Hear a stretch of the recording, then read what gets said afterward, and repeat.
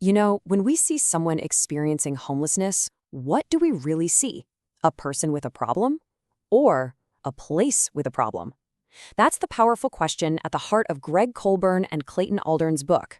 And in this explainer, we're going to unpack their argument that maybe, just maybe, we've been looking in all the wrong places.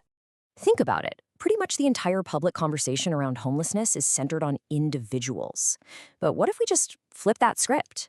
This book suggests that if we really want to understand the crisis, we have to stop looking only at the people and start really looking at the cities they live in.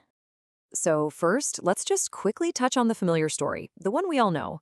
When you hear about homelessness, the conversation almost always kicks off with personal struggles. We hear about someone losing a job, battling addiction, facing a mental health challenge, or going through a painful family crisis. And look, these are absolutely devastating, life-altering events, for sure. They're often the immediate triggers, the final push that leads to someone losing their home. And because these are the stories we hear all the time, it's really easy to just conclude that they're the root causes of the whole crisis. The logic feels pretty straightforward. If we could just fix these individual problems, we'd solve homelessness. But this is exactly where that story starts to fall apart. That familiar story, well, it creates a huge puzzle that it just can't solve. You see, if individual problems were the only cause, you'd expect the rates of homelessness to be pretty much the same everywhere. But they aren't. Not even close. Okay, take two cities. You've got Seattle with a booming economy but a really high rate of homelessness. Then there's Cincinnati with a weaker economy but a much, much lower rate. And this pattern pops up everywhere. Cities with high rates of poverty, like Cleveland or Detroit, often have relatively low rates of homelessness. So what on earth is going on here? This is the million-dollar question, isn't it? People face addiction, they lose jobs, they have mental health challenges in every single city. So if those are the root causes, why does one city have 5 times the rate of homelessness as another? The whole "it's about the individual" explanation it can't explain this massive difference between regions. And the authors put it so plainly. The variation isn't because cities like Seattle or San Francisco just have more people with problems. The real difference is the context, the environment in which those problems happen. Now, to explain this idea of context, the authors use a simple but really powerful metaphor that completely reframes the entire problem. I want you to think about a game of musical chairs. You know how it works. You've got 10 people and 10 chairs. Everything's cool. Everyone has a seat. But then the music starts and somebody takes a chair away. Suddenly, there are only 9 chairs. When the music stops, there's a mad dash. And inevitably, someone is left standing without a seat. It's guaranteed. So why did that one person lose? The immediate intuitive answer is to look at the person themselves, right? Maybe the person who lost had a sprained ankle and just couldn't move fast enough.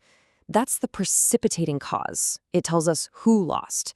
But the root cause, the real reason someone lost, is something else entirely.